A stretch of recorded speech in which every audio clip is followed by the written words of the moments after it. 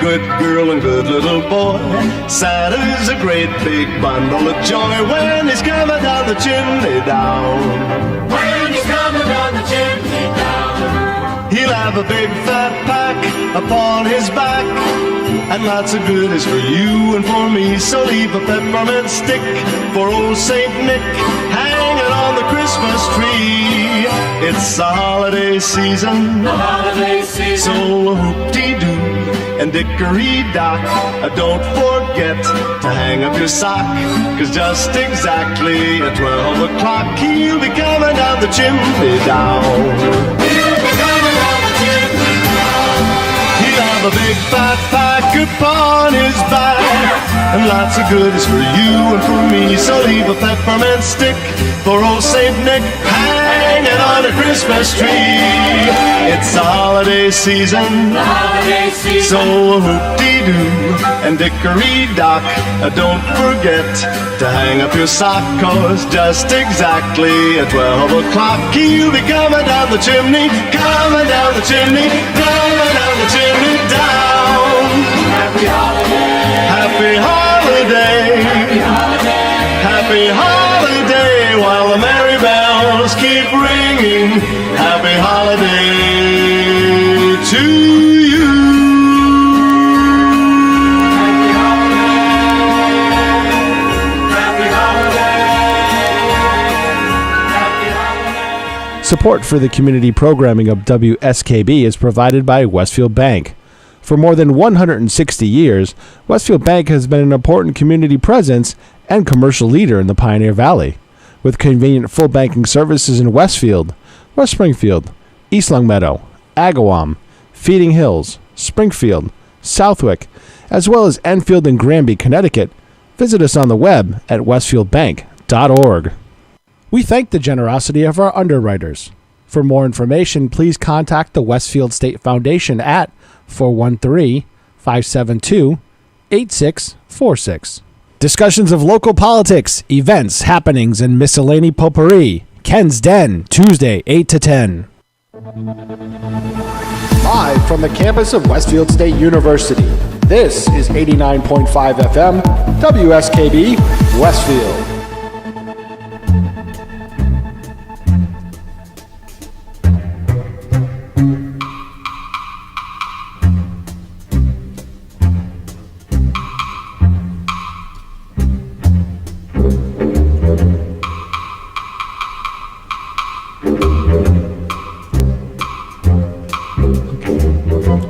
Good morning, everyone. This is Mark Auerbach, and this is Arts Beat Radio for this snowy Friday morning, or I should say slushy Friday morning, here on 89.5 FM WSKB. Peter Coles is our chief engineer this morning, helping us out from Chincoteague Island in Virginia, where he's off for a rocket launch. Jay Pagluka is here in the studio with me. We've got a good Arts Beat Radio program for you today. Two great guests. In the latter half of the program, we're going to be talking with Travis Daly from the Berkshire Theater Group about the upcoming production of A Christmas Carol at the Colonial Theater in Pittsfield. But for our first half hour, I'm holding up a book. I hope some of you that are watching on local television can see it. Those of you who can't, it'll be on YouTube later. But it's Kevin Winkler's new book called Big Deal, Bob Fosse and Dance in the American Musical Theater. And I am really glad to have Kevin Winkler joining us from New York this morning. Good morning, Kevin. Hi, good morning, Mark. Pleasure to chat with you. It's snowy and slushy here in New York, too. Well, this kind of took us a little by surprise up here in New England. We're used to this, but I'd much rather be used to this a month from now. Exactly. Totally. Exactly. First of all, you've written this book called Big Deal, Bob Fosse and Dance in the American Musical, and I really loved reading it because I grew up in musical theater. I studied some of Fosse's dance style, along with others of his contemporaries like Michael Bennett and Tommy Tune. And one of the things I was realizing was in musicals 30 years ago, you would go to see a Bob Fosse musical or a Michael Bennett musical or a Tommy Tune musical, and we don't have that anymore. Although there are some great directors and choreographers out there, they don't have the muscle that they used to have 30 years ago. And Bob Fosse, to me, was always one of the more interesting dancers and choreographers and directors because he could not only do theater, but he could do movies and television. Absolutely. And in 1973, he won a Tony Award for Pippin. He won the Oscar for Cabaret and an Emmy for directing and choreographing Liza Minnelli's Liza with a Z TV special. So he was really a very versatile guy. Oh, absolutely. Absolutely. You danced for him. So how did you, make the transition from dancer to author? Well, it's a long transition. It certainly didn't happen overnight. I danced for Fosse very, very briefly. I would never call myself a Fosse dancer. I was in a 1982 revival of Little Me, which was a musical comedy that he had choreographed and co-directed 20 years earlier. And it was revived, as I said, in 1982, and Fosse wasn't involved with the revival. But at one point, when we were in previews, before we opened, the producers asked him to come in and restage one of the numbers in the show. And so we worked with him for about a week, first thing in the morning, every morning for about a week. He'd come in and work with the dancers and the other people who were in the scene and the song and dance that he was restaging. And what was fascinating about it was I remember the first day he arrived, we were all ready to go. We were all warmed up, and, this was like God coming down from heaven to work with us. And he didn't start with the dance. He started by working on the scene going into the dance. He started working on the dialogue, bringing the music in under the song, working to really transition from dialogue and music to dance so that it flowed continuously, so there was no interruption. The seamlessness of it was, I think, very important to him. And he really treated the dancers like, he treated us like actors. He expected us to be good dancers, of course, but he also expected us to bring the same rigor and thought process to our work as the actors in the scene. So I think that's one of the things that just made dancers revere him and idolize him so much. So that was 1982. At one point, I got to be, I jokingly say, I got to be a 35-year-old chorus boy, and I knew that I was going to have to make a change at some point. So I ended up going to graduate school, and I became a librarian. And I worked for the New York Public Library for over 20 years. And it was while I was at the library, and in particular at the Library for the Performing Arts at Lincoln Center, that I, in a roundabout way, had the opportunity to research and write this book. And I'd written other things before. I'd written articles, I'd edited a couple of books, mostly on library issues, some dance, some theater issues as well. But it was the first actual book that I had written. And so that's really how that transition took place. It wasn't something that happened overnight. It actually happened over a number of years. When you decided that you were going to write this book about Bob Fosse, and you had danced for him, and were familiar with some of the other things that he'd created, either in film or because we see them in revivals of Broadway shows like Chicago, or when Little Me was done at Encores a couple of years ago, there was an attempt to recreate that Bob Fosse, the jazz hands, the isolation, and things like that. But going in and actually sitting down and writing it, you ended up with a book that, covers his professional career, covers his personal life, and kind of intermingles the two, makes it's a fascinating read. But were you able to step back as a writer and say, I need to cover this or I need to cover that? Or did you get swept up in your memories and the memories of the people you talked with? Well, I would say that I was able pretty successfully, I think, to step back.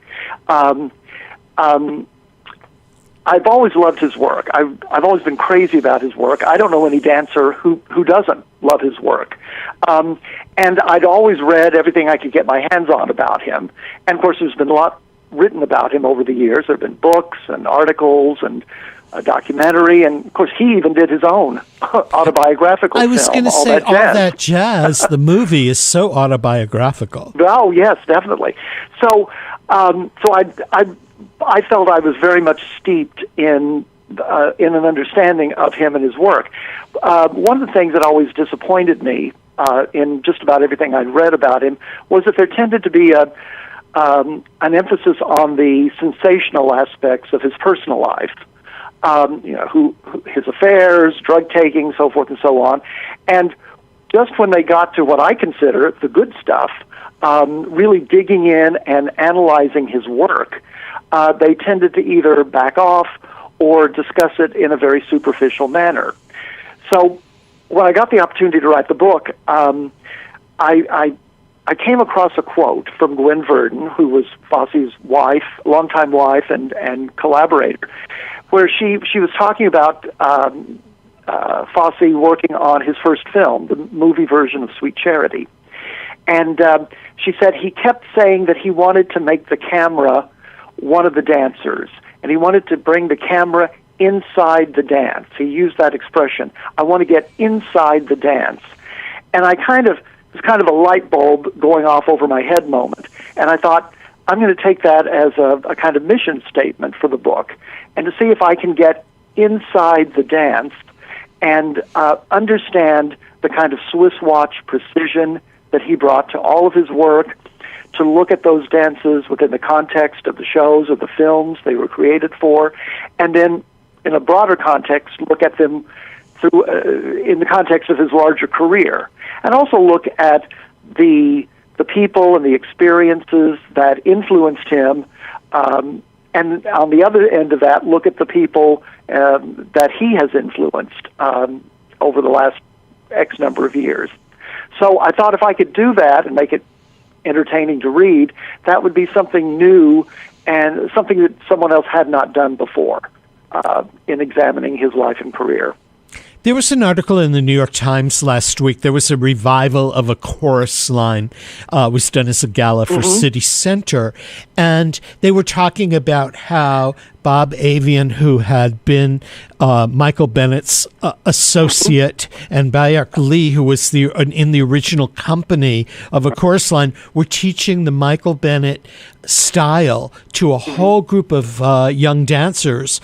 Sure. And I know that the Bob Fosse style is taught by many people, but Bob Fosse was there first. And so he's been gone 30 years, and one would think in another 10 or 15 years, there won't be a lot of people that can teach his style.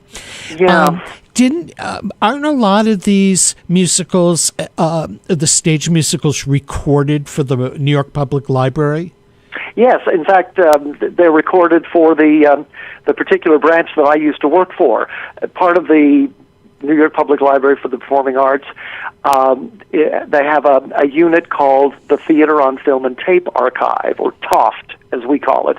And they go out and videotape Broadway, off-Broadway, regional theater productions, and make them available for researchers to view on site there at the library. And you know, it's an incredibly important and meaningful job that they do, because they document things that in many cases are gone. You know, theater is very ephemeral, and in many cases, those theater on film and tape recordings are the only documentation we have of some shows. So you're really getting, you're getting the primary source experience when you see one of these TOFT videotape recordings.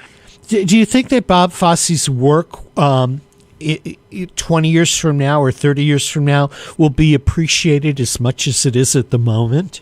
Oh, yeah. Yes, I do actually. I think in many ways his work is timeless. It doesn't look locked into a particular period. I think there's a kind of a universality to it. It's a very specific style, and it's something that needs people who understand it at its core to teach and to pass on to others. I agree with you what you said about in X number of years there won't be there'll be fewer and fewer of these dancers who actually worked with Fosse alive to pass that material on, but it will get passed down, generationally, and new generations will discover it, just like they're discovering the Michael Bennett choreography. I actually saw this production of Chorus Line the other night at City Center, and I was thinking to myself as I was watching it, none of these dancers were even alive when A Chorus Line first opened in 1975. So they're already a generation or two removed from it. But that's what art is. It evolves, it changes, and it gets reinterpreted by generations that follow. And one of the things I was thinking about was that Bob Fosse's choreography was made into a musical called Fosse, which was really just a showcase of his styles and how it evolved in the many musicals he did. And the only other choreographer that I can think of who was showcased that way was Jerome Robbins, who had a musical called Jerome Robbins Broadway, which That's showcased his work.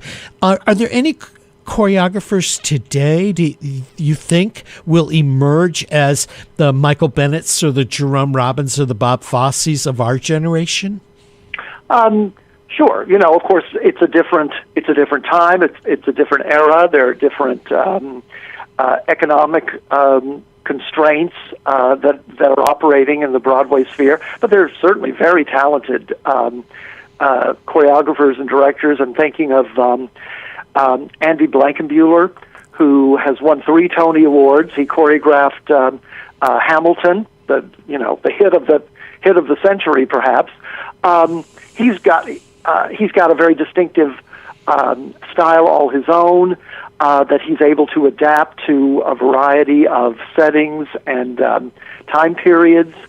Christopher Wheeldon, who comes from the world of ballet, did a spectacular production of a stage version of An American in Paris a couple of years ago that played on Broadway. And it was just on television. You could, I think, still stream it for the rest of the month on public television. That's right. It was on public television. So he's certainly an important figure. Jerry Mitchell, who's done all kinds of crowd pleasers, shows like Kinky Boots and Legally Blonde, and he has a big hit now with Pretty Woman, musical version of Pretty Woman. So there are people who are working every day. Casey Nicholaw, who's been responsible for lots of hits like Book of Mormon and Aladdin and Mean Girls. They all have their style. They all have their own point of view, and I think time will tell how they're regarded in the future.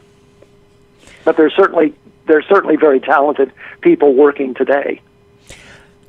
We're talking with Kevin Winkler, who is the author of the new book, Big Deal, Bob Fosse and Dance in the American Musical. It's available on Oxford University Press, and we're going to take a very fast break to acknowledge the underwriting support here that we have for not only Artsbeat Radio, but our other community radio programs here on 89.5 FM WSKB. I'm Mark Auerbach in the studio with Jay Pagluca, and we will be right back. Support for the community programming of WSKB is provided by Commercial Distributing Company of Westfield. Now in its third generation of family ownership, Commercial is one of the premier beverage distributors of Western Massachusetts. The Plasek family and the staff of Commercial Distributing wishes you good times throughout the year and urges you to drink responsibly. We thank the generosity of our underwriters. For more information, please contact the Westfield State Foundation at 413-572-8646. Discussions of local politics, events, happenings, and miscellany potpourri. That's what you'll find on Ken's Den, Tuesdays from 8 till 10. Live from the campus of Westfield State University, this is 89.5 FM, WSKB, Westfield. Welcome back, everyone, to Arts Beat Radio. I'm Mark Auerbach here in the studio with Jay Pagluka this morning at 89.5 FM WSKB. And we've been chatting with Kevin Winkler, who's the author of Big Deal, Bob Fosse and Dance in the American Musical, available now on Oxford University Press. Kevin, when you were researching the book and you were talking with other Fosse dancers and people who had worked with him on a variety of shows, we probably should tell people this goes back from Damn Yankees and the Pajama Game in the 50s to Pippin, Little Me, Big Deal, and a whole Chicago, and just a whole plethora of great American musicals of the last few generations.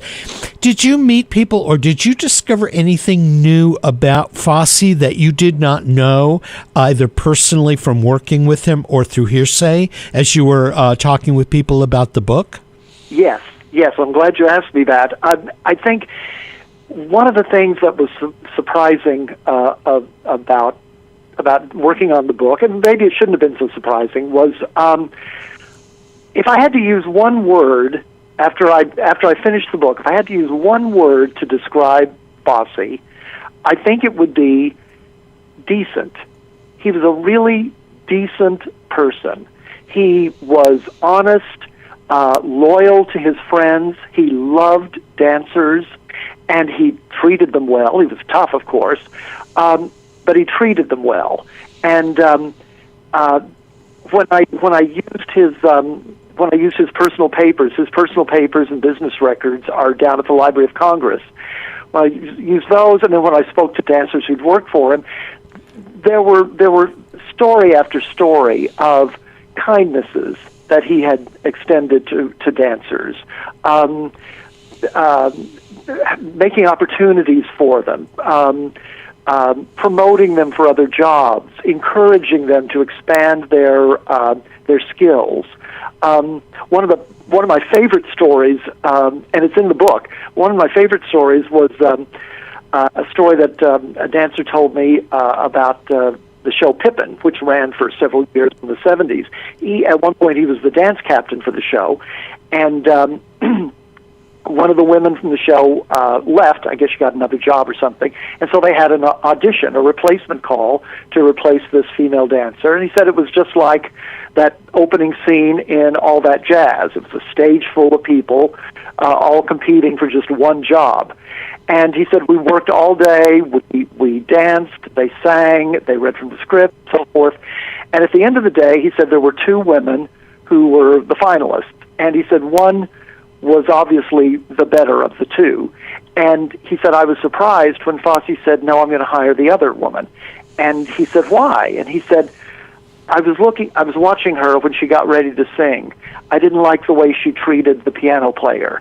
She was rude and disrespectful to him, and I don't want someone like that in the show. And I thought that really says a great deal about the kind of people he wanted to surround himself with, the respect he had for everyone who worked in the theater. He said the piano player is her coworker, and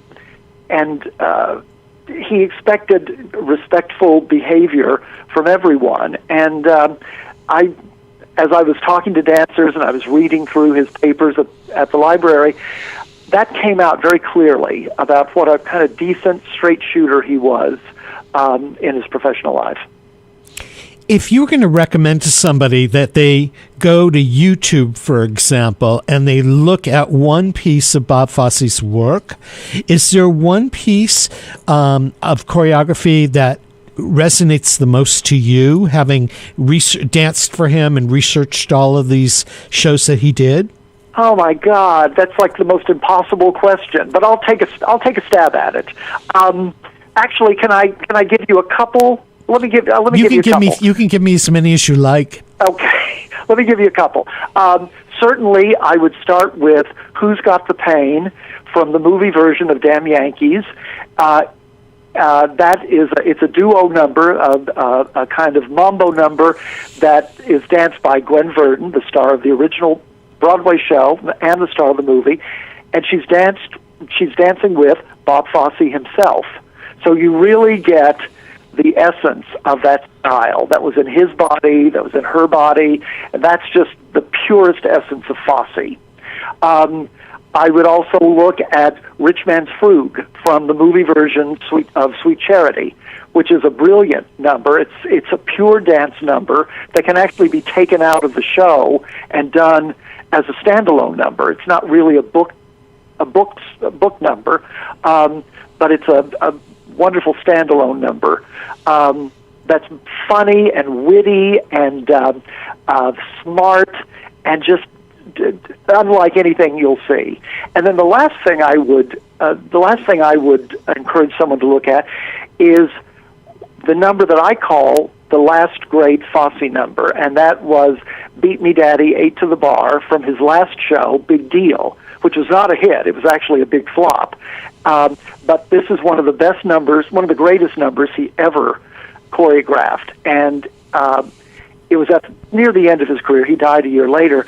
It shows you that up until the very end, he was pushing himself. He was doing new things. It's a number very different from the other numbers he'd done over the course of his career. It was muscular and strong and tightly, very rhythmic, and it's a thrilling number.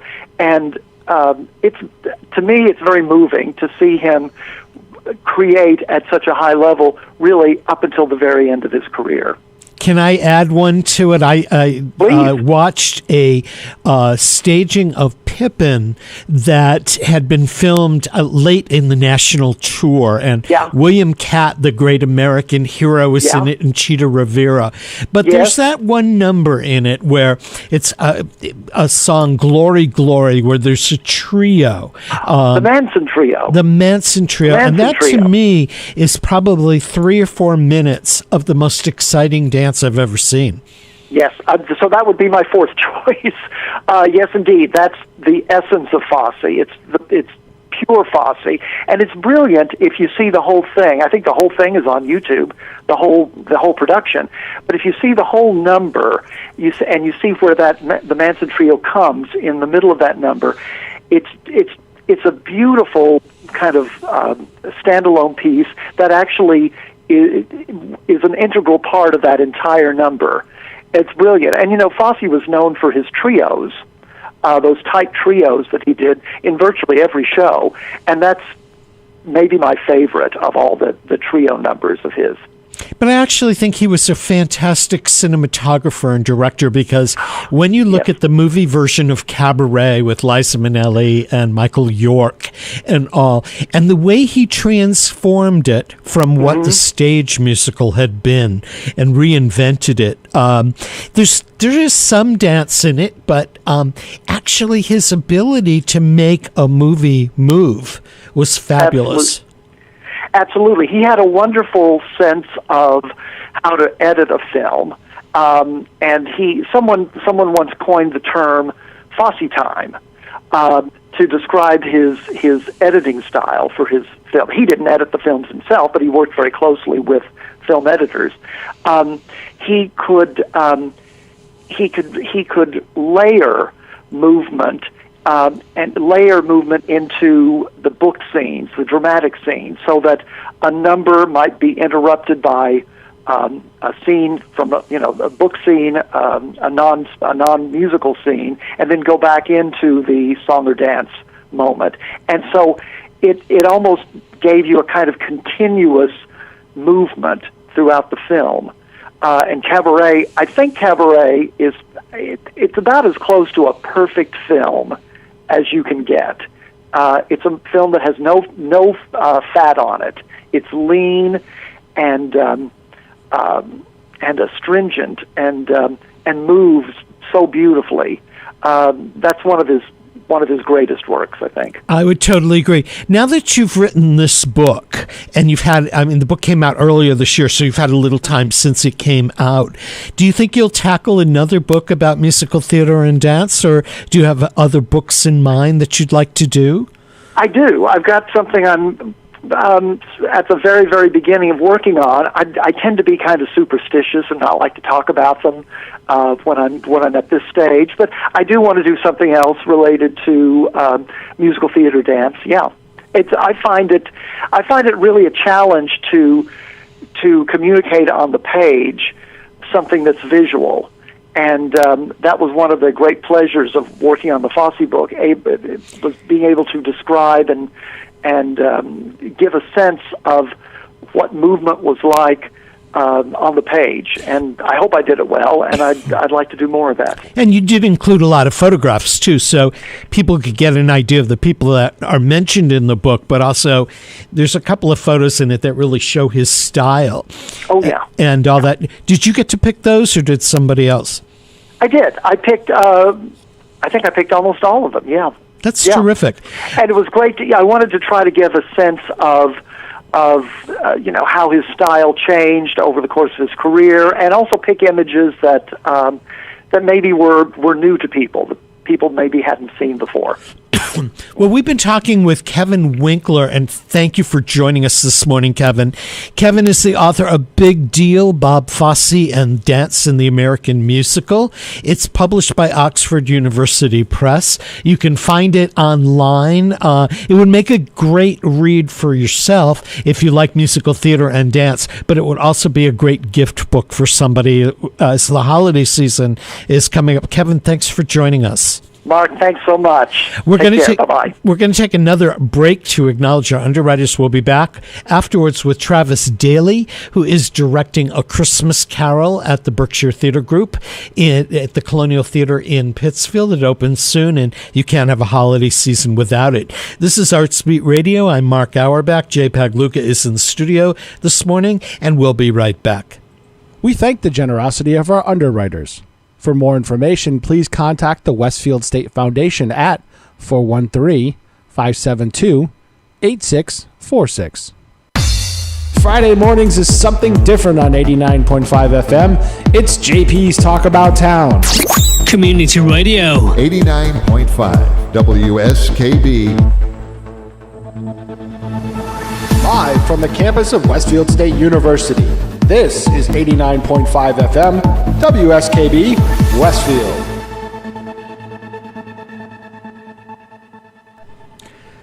Welcome back, everyone. This is Arts Beat Radio here on 89.5 FM WSKB. I hope you'll be able to join us next week on Friday of Thanksgiving weekend, because we've got a show that I think you're going to like. Michael McKiernan from Theater Works in Hartford is going to be here to preview Christmas on the Rocks, which is their holiday extravaganza. That's certainly a different type of holiday thing than we're going to be talking with Travis Daly about when we talk about A Christmas Carol.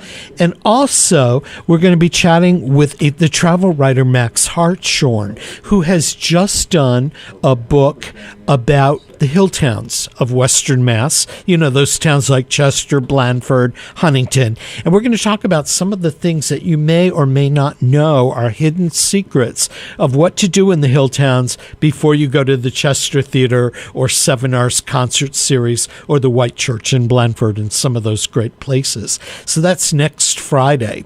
And then coming up in December, Patrick Berry from the Westfield News Group and I are going to tape a special. We'll be running it here year over 2 weeks. We're going to be on the stage at Theater Works in Hartford with Christmas on the Rocks. And then coming up later on in December, I'll be having some of the other theater critics in the area. We're going to wrap up what was great and what wasn't so hot on area stages this year. But it's my friend Travis Daly from Berkshire Theater Group is here, and we're going to talk about A Christmas Carol. And Jay, that's not Travis Daly on the screen. Good morning, Travis.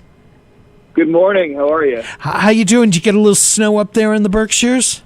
You know, I've been building snowmen all morning. Yeah, a slush man. Yeah, exactly. So, how many years have you directed A Christmas Carol? I think this is the 5th or 6th year I've been directing it. The show itself, this is our 13th annual. I think this is my 5th or 6th time. And how long have you been rehearsing?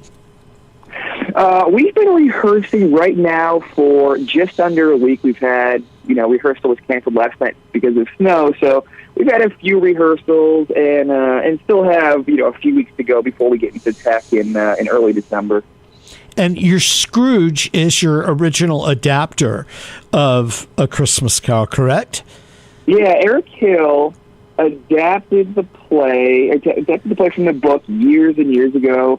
He's been playing Scrooge at Berkshire Theater, and he also originally directed the play for us a number of years ago. Is it daunting to direct the adapter of a play in something?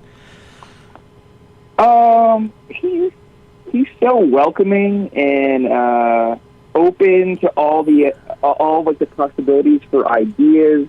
And it is also a great resource if I need to ask questions. So when I kind of thought about it like that, I went in kind of open to the adventure of directing it, and it's been a lot of fun. Is there anything that changes year to year in the production, or is it pretty much the same? We change, one or two things every year. Last year we had, and it'll still be this year, we had the ghost of Jacob Marley pop out of the floor, so we added a trapdoor and lots of smoke and haze, and that character kind of walked up a ship's ladder onto the stage, which was pretty magical and special. So, one or two things change every year. Now, some of the people that are in it are returning to it, and some are new. But this is one of your community theater productions, which involves not only the professionals, but also the students and those that are trying theater for the first time. Who's your youngest person in the cast this year, and who's the veteran? I want to say, our cast is almost 60 people, so it's our largest. And we probably have 2 or 3 kids who are in 2nd or 3rd grade, who are very, very new to theater. This is probably their first show, so they're playing, some very important role players and ensemble members with us. And then, there's probably a few people who have done the show for many, many years for the adults, but I don't guess ages anymore. Is it different working with a kid in elementary school, for example, as opposed to somebody who's older? Are the kids more resilient? Are they more energetic, less jaded, or is it more of a challenge for you? I think that you always remember that you're working with people, no matter the age, but you also consider experience level. Is it your first show with them? Is it your 5th show? How are their skills developed at a certain point? So when you kind of have that information, that'll help you work with a specific age group, and then from there, you can work with that age group in many different ways, depending on sort of all of those different factors. But yeah, I mean, if it's a trained college student, you're going to work with them differently than a really raw elementary student or middle school student, and it's kind of the same if you're working with a really raw college student. who might not have a lot of experience. So there's always like different factors that come into play. So, you kind of think about the entire group dynamic, but also the individual and how everybody's a little bit different. I remember last summer when Patrick Berry and I came up and we actually pre-taped several radio shows back to back at Berkshire Theater. There was a young lady whose name, I think her first name was Hannah. And she literally grew up in productions like A Christmas Carol and some of your other community things, and was going off to UMass to study theater. Are there other young people who have grown up among Berkshire Theater and have gone on to theater in other realms as they've matured?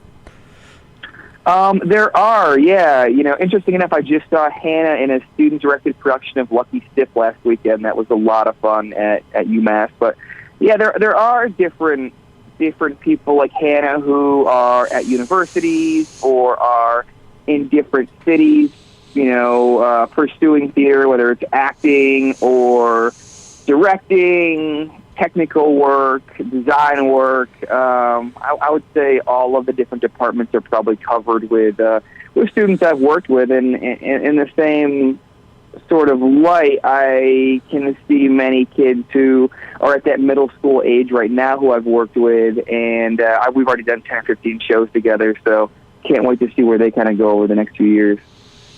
There's so much talent there, and it feels like it's as an outsider looking in, it feels like it's a family. It for sure is. It's definitely a second family. It gives these kids a great outlet to express themselves, understand how to, tell a story in a group, and I think that group dynamic is really, really important for how to work in a group, especially in a 21st century world. And it's cool. I mean, it's really awesome to see at every first rehearsal how people come back together, and it's like a reunion. Super special. And some of these kids and adults as well work with you not only in A Christmas Carol, but your other productions. You have a touring show that goes into the schools, and during the summer there's always a musical at the Colonial. So there are some real year-round opportunities for these kids, correct?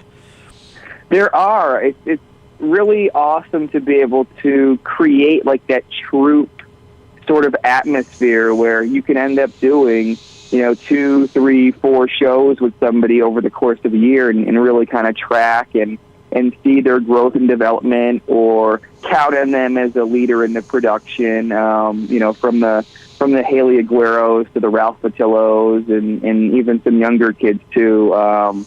It's really interesting and unique to see. In terms of A Christmas Carol, when does it open and how many performances do you have? Our first performance is December 8th. It closes on the 22nd. And it's a good number of shows. I want to say it's probably 4 to 5 shows a week that we have, mainly towards the weekends, but we have some student matinee stuff earlier in the week. And BerkshireTheaterGroup.org is the place to go to get tickets. How many? You said there was over 100 people in it. How do you fit them in the Colonial Theater? Well, this year it's about 60, which is our largest for this. A lot of times in the summer, we'll have 100 people in like Tarzan or The Music Man or whatever the summer show could be. But for Christmas Carol, 60 is a lot, but I hear all of the different group scenes. So people are put into different group scenes so that everybody's getting stage time, things are being balanced, and there's kind of an order to it all. Do you go back and read A Christmas Carol or see a TV version or a film version of it to get in the mood? And does your vision of A Christmas Carol change from year to year? I think little things always change. You might understand and look at characters a little bit differently as your life experiences, happen over the course of a year.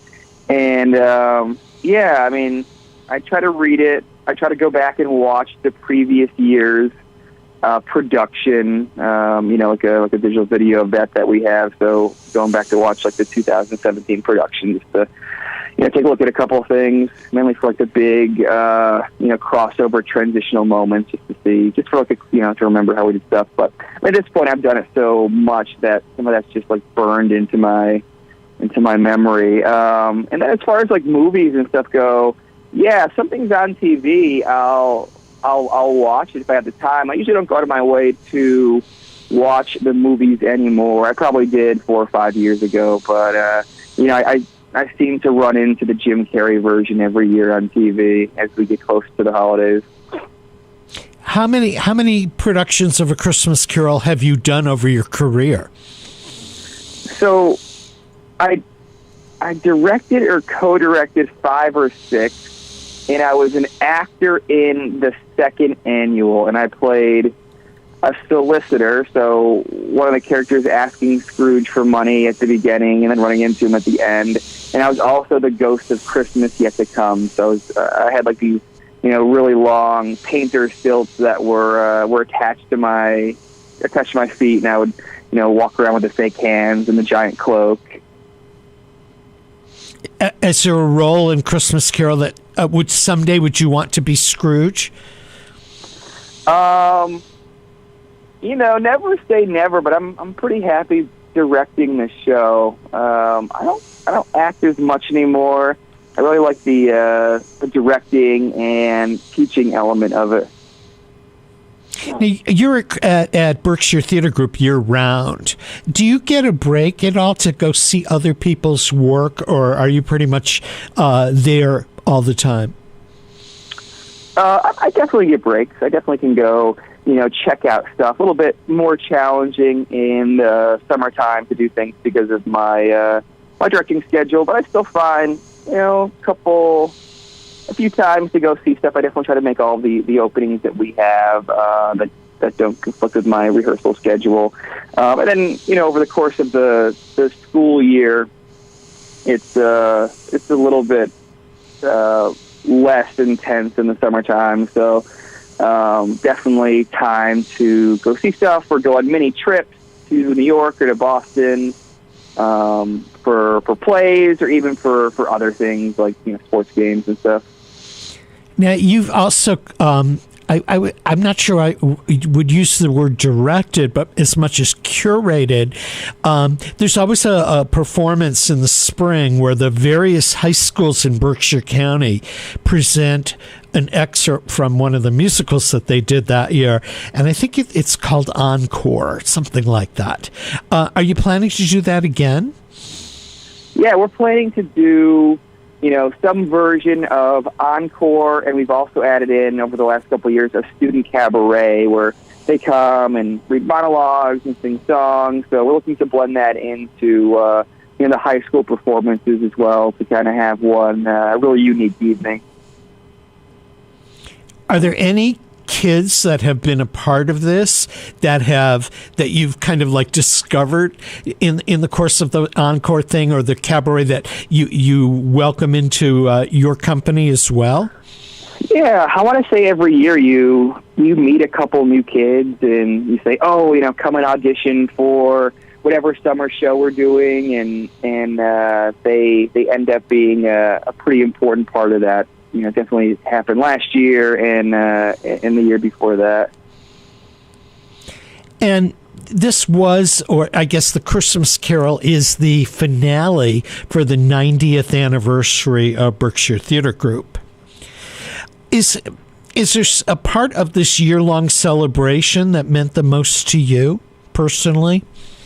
I think just to know the rich, important history and to be able to be a part of that over the last 10 to 15 years, telling stories and leading productions is super special. So, you take a little bit of time to reflect on that, probably before the season or after a project happens, and it's super cool. But then when you're in when you're in the rehearsals, you're probably thinking a little bit less about that and more about just getting the play itself ready. Now, you're a native of Berkshire County, correct? I am. So now that Berkshire Theater Group is almost year-round and Barrington Stage is almost year-round, has the quality of life for you as an artist changed in Berkshire County since the time you were a kid? I think for sure. I think the arts in general continue to get better and better every year, and I'm super lucky to be able to, work on and direct all these different shows over the course of the year, whether it's a summer show, Christmas Carol, touring show, or any of like the junior style productions that we do. So there's definitely a lot of fulfillment in being able to do all that stuff. What are you guys touring this year?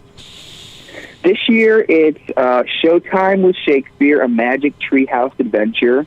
So it's book number 25, which is called Stage Fright for a Summer's Night, from the Mary Pope Osborne Magic Treehouse series. And it's about a 45-minute musical. It's a hip-hop musical. And we're bringing that around to, most of the elementary and some of the middle schools throughout Berkshire County and the surrounding areas. Overall, all of our programs serve about 13,000 school kids every year. Is there one thing that you've worked on over the years that's your favorite? Yeah, it's really hard. Usually when I'm going through the experience, it's my favorite.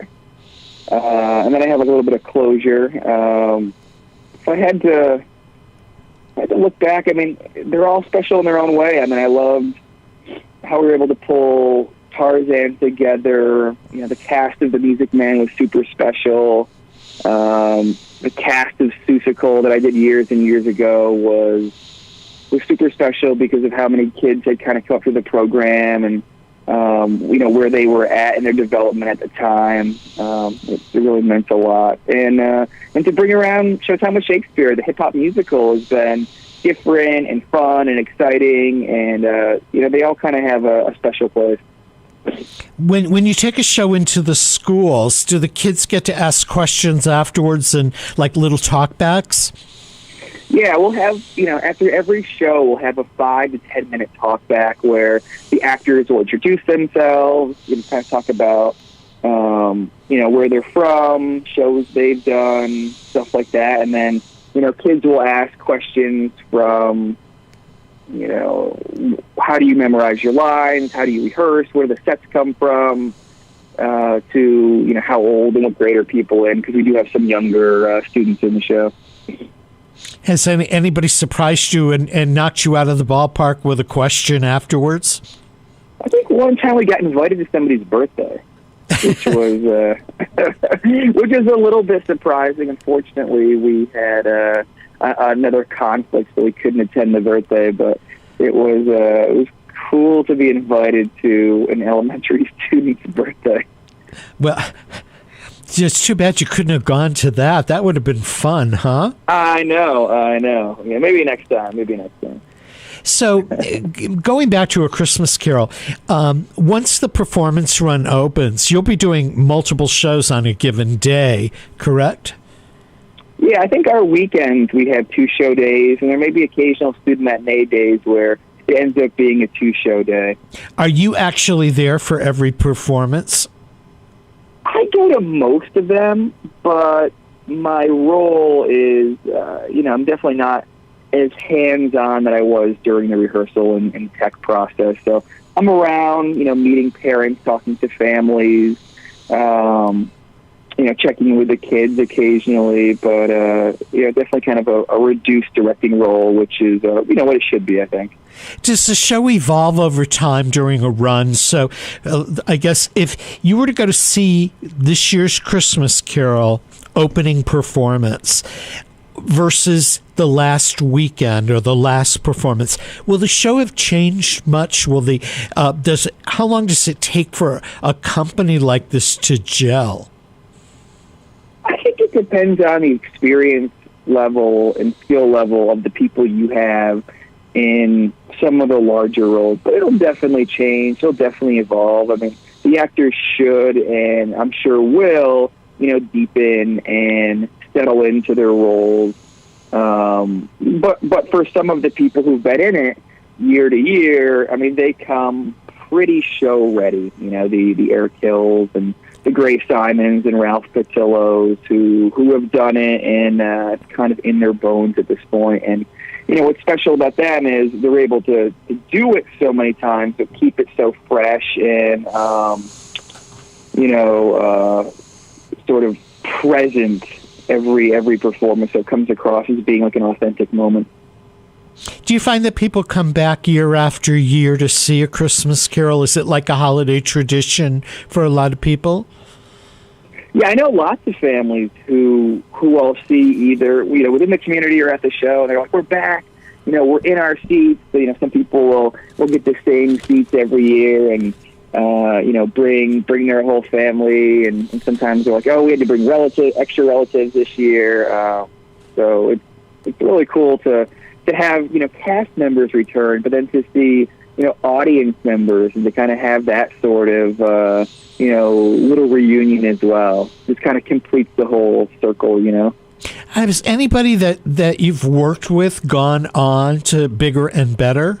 I mean, some of these, I remember maybe a couple of years ago seeing a show at Goodspeed and interviewing a young star there who had gone on to be in the Chocolate Factory on Broadway, who grew up in the Berkshires, had done shows as a child. Are there anybody who's gone big time from Christmas Carol to Broadway? For Broadway, from Christmas Carol, I think if there's anybody who's gone to Broadway. I mean, I'm sure people have, you know, a lot of people have gone on to get their equity cards and work at regional theaters and probably do off-Broadway stuff. Nothing really sticks out for Broadway performers in Christmas Carol. I mean, the theater itself has had, you know, a lot of people who've worked there and got on to, you know, be a part of Broadway shows or come from Broadway shows to be a part of our, you know, group in the summertime. And there have been a lot of people, big name people that have either started their careers at Berkshire Theater or once they got their careers going, come back over and over again. That was one of the cool things about the 90th anniversary this summer, was going to see productions and seeing actors that you had seen in previous years. Yeah, it was really cool to reconnect with some people who I haven't seen in quite a few years. And I remember, you know, when I first came on, for the 75th, and to, you know, see the photos and the different lobbies and go, wow, this is incredible how some of these people have worked here, and then to go and see the work that was being done, you know, during the 75th and every year after that has just been such an eye-opening and enlightening experience. I remember saying, I guess it was the last show that was done before fall foliage season was at the Unicorn Theater, and Eric Hill directed it. It was Naked by Pirandello, and it seemed like everybody in that production had been in previous year productions at Berkshire Theater, and it was like spending an evening with a family. I know. I think you're totally right. It was really awesome to see, you know, Tara and James together on that stage, you know, doing a play, and the other people too. It was awesome. And was that a unique situation, or is it every year the same people come back again and again? I think it depends. I think, you know, Kate definitely has, you know, people that she and the other people at the theater love to work with year after year, because of their talent, because of how they work in a group. I think all those intangibles are super important when you have a theater company. So, you know, some of them may come back every year, every few years. Others may be, you know, a little bit longer than that. But I think you know, Kate never forgets people who really care and have a great enthusiasm for the stage. Travis Daly, thanks for joining us this morning. It's always a pleasure to talk to you, and I hope that once Berkshire Theater Group announces its 91st season, you'll come hang out here again. Absolutely. Thank you so much for having me on. And Christmas Carol opens when? December 8th, runs until the 22nd. We also have a special Sensory Friendly performance on December 12th, and more details for that can be found on our website, berkshiretheater.org. Thank you so much for joining us. That was Travis Daly from Berkshire Theater Group, and A Christmas Carol is one of the holiday traditions at Berkshire Theater Group. It's also a holiday tradition at some of the other theaters, but I can personally say, having seen the one at Berkshire Theater Group, it's a small production that's full with a lot of holiday spirit, and I can't wait to go up and see it again this year. It's a wrap for Arts Beat Radio today. Join us on the day after Thanksgiving when we get to chat with Michael McKiernan from TheaterWorks in Hartford and their upcoming production of Christmas on the Rocks.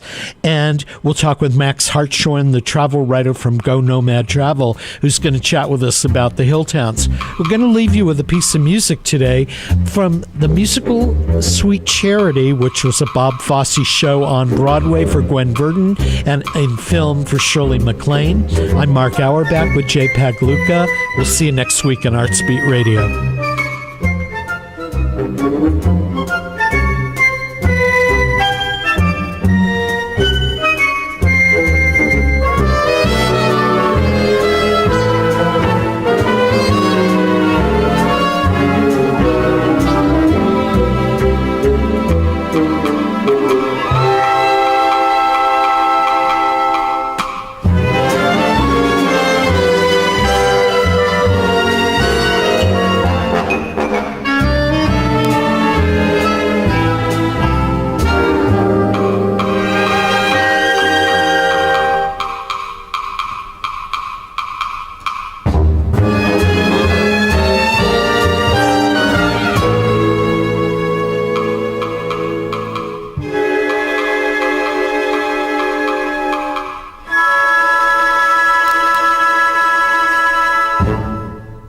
Support for the community programming of WSKB is provided by Bay State Noble Hospital, a brand new name for a Westfield institution which is improving the health of our community every day with quality and compassion.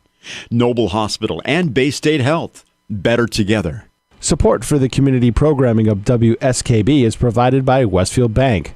For more than 160 years, Westfield Bank has been an important community presence and commercial leader in the Pioneer Valley. With convenient full banking services in Westfield, West Springfield, East Longmeadow, Agawam, Feeding Hills, Springfield, Southwick, as well as Enfield and Granby, Connecticut, visit us on the web at westfieldbank.org. We thank the generosity of our underwriters. For more information, please contact the Westfield State Foundation at 413-572-8646. Thursday morning from 6 till 8, it's Patrick Berry, owner of the Westfield News Group, Community Radio. 89.5 WSKB. Live from the campus of Westfield State University, this is 89.5 FM, WSKB, Westfield.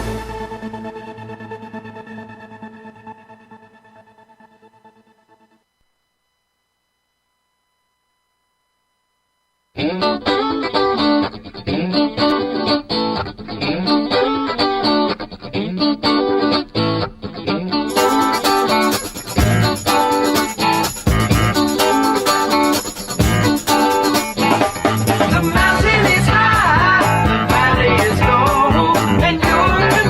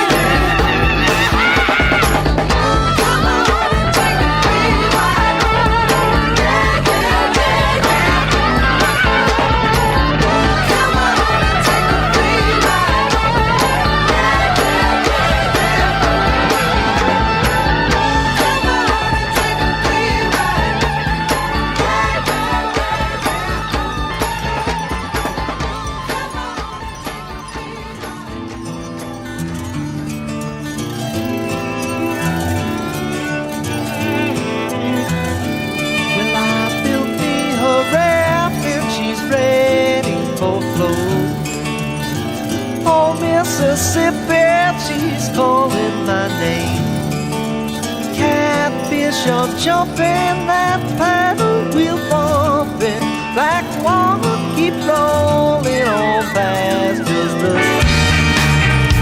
oh, black water keep on rolling. Mississippi moon, won't you keep on shining on me? Oh, black water keep on rolling. Mississippi moon, won't you keep on shining on me? Oh, black water keep on rolling. Mississippi moon, won't you keep on shining on me? Yeah, keep on shining your light.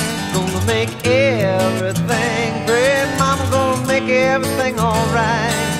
And I ain't got no worries, 'cause I ain't in no hurry at all.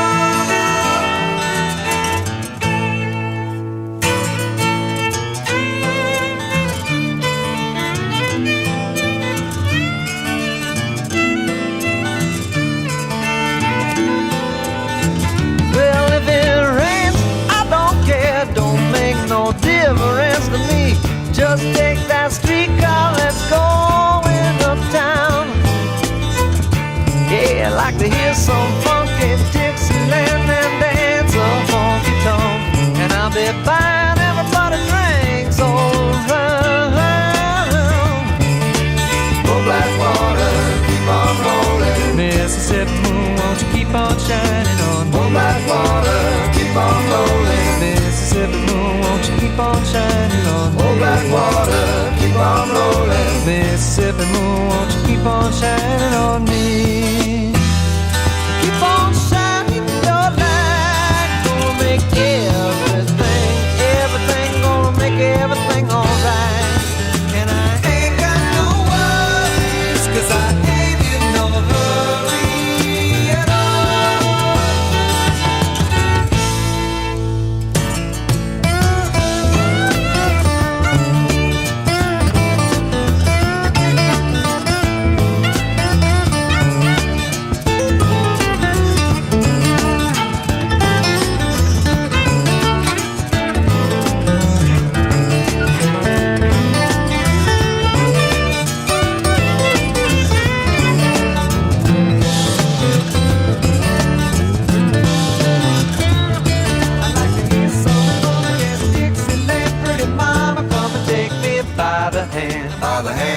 Take me by the hand, pretty mama, come and dance with your daddy all night long. I'd like to hear some funky Dixieland, pretty mama, come and take me by the hand. By the hand, take me by the hand, pretty mama, come and dance with your daddy all night long. I'd like to hear some funky Dixieland, pretty mama, come and take me by the hand. By the hand, take me by the hand, pretty mama, come and dance with your daddy all night long. I'd like to hear some funky Dixieland, pretty mama, come and take me by the hand. Come on, baby.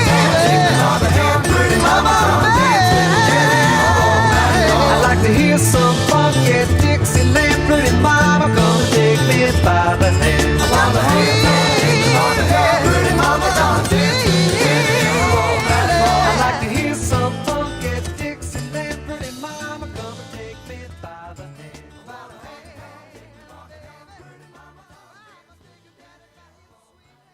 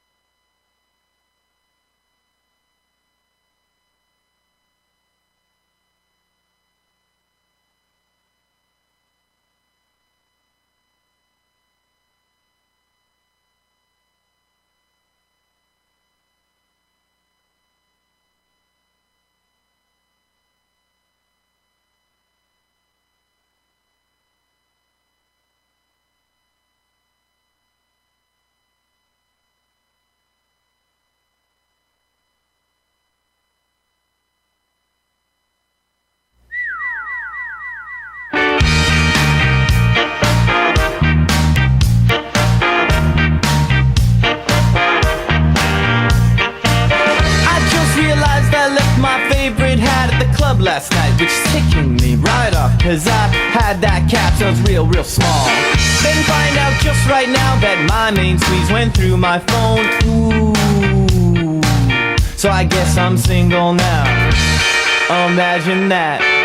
So I sneak right on the T, the conductor sees me, he's kicking me right off. With a frown I grab my bag and I walk on. Calm have I hit up Blanchard's, they sell cheap wine. I got $6 bag, whip, wine, smash, drink it up, avoid the glass. But I can't stop from just smiling when that damn sun is shining on. Hell, it's just shining down all over me. No, I can't help from just smile while that damn sun is shining on. Dang, it's just shining down over me.